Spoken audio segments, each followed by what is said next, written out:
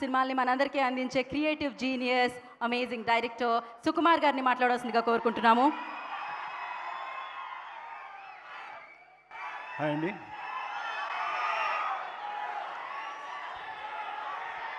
Sir thank you sir.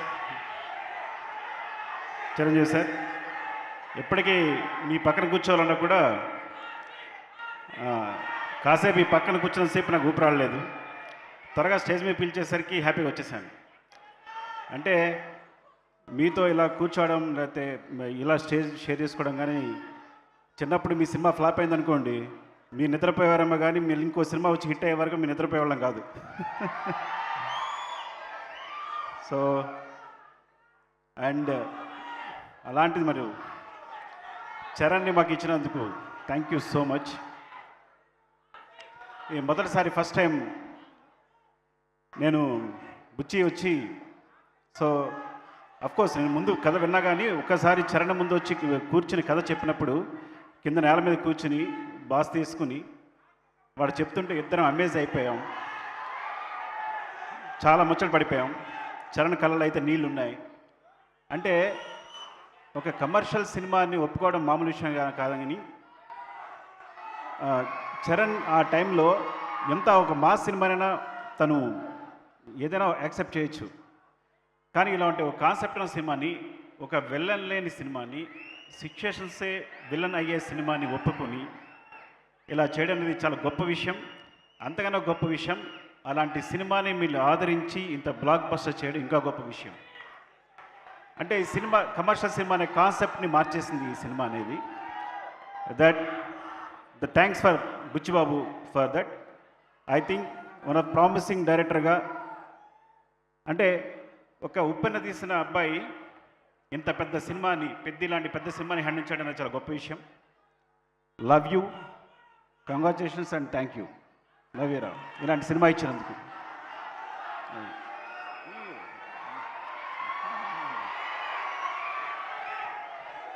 And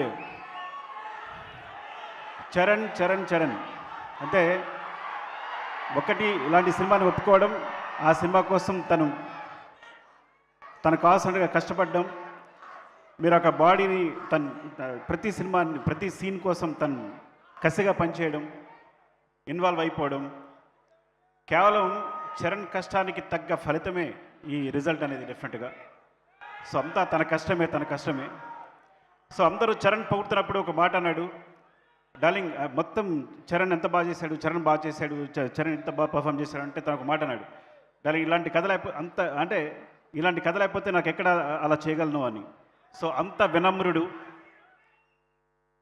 ఒకటి చెప్పాలంటే, చివరగా అందరికీ చుట్టుపక్కల తనతో తిరిగే వాళ్ళకి, కలిసి పనిచేసే వాళ్ళకి అందరికీ ఒక విషయం తెలుసు, మా చరణ్ బంగారం. సరే, అంత మంచి హృదయాన్ని ఎప్పుడు చూడలేదు నేను.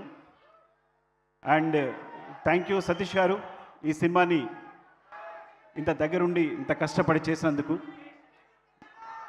Thank you so much. మీరు ఐ థింక్ ఎంత కష్టపడ్డారు ఈ సినిమాకి సంబంధించి, ప్రతి విషయానికి సంబంధించి దగ్గర నుండి చూసుకుని చరణ్ ఇచ్చిన అవకాశాన్ని మీరు సద్వినియోగం చేస్తున్నందుకు థ్యాంక్ యూ అండి. Thank you so much. Love you.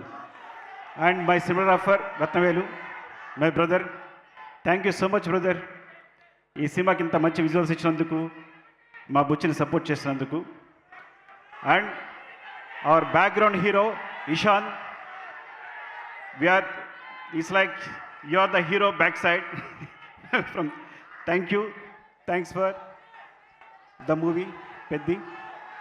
And ఇంకెవరైనా మర్చిపోతే, specially Jagath Babu garu, my favourite person and performer. ఇలాంటి మంచి క్యారెక్టర్లు ఇంత బాగా చేసినందుకు థ్యాంక్ యూ సో మచ్. నేను అందరికీ థ్యాంక్స్ చెప్పాలనుకుంటున్నాను, పేరున థ్యాంక్స్. ఇంకెవరైనా మర్చిపోతే, స్పెషల్లీ రెహమాన్ గారు. ఫస్ట్ టైం నేను బుచ్చి వెళ్ళినప్పుడు ఆయన మమ్మల్ని రిసీవ్ చేసిన తీరు, నేను బుచ్చిని ఇంట్రడ్యూస్ చేసినప్పుడు, ఆయన మొట్టమొదటిసారి సౌత్ ఇండియన్ సినిమా సెపరేట్గా ఒక సౌత్ ఇండియన్ సినిమాని కథ విని ఎగ్జైట్ అయ్యి ఈ సినిమా చేసినందుకు thank you so much sir. Thank you so much Rahman garu. And ప్రతి ఒక్కరికి, స్పెషల్లీ మైత్రి మూవీస్ రవి గారు అండ్ నవీన్ గారు, థ్యాంక్ యూ ఈ సినిమాని యాక్చువల్గా ముందు నుంచి సపోర్ట్ చేసినందుకు thank you so much. Thank you all. Thank you Sukumar. RC17, right? RC17.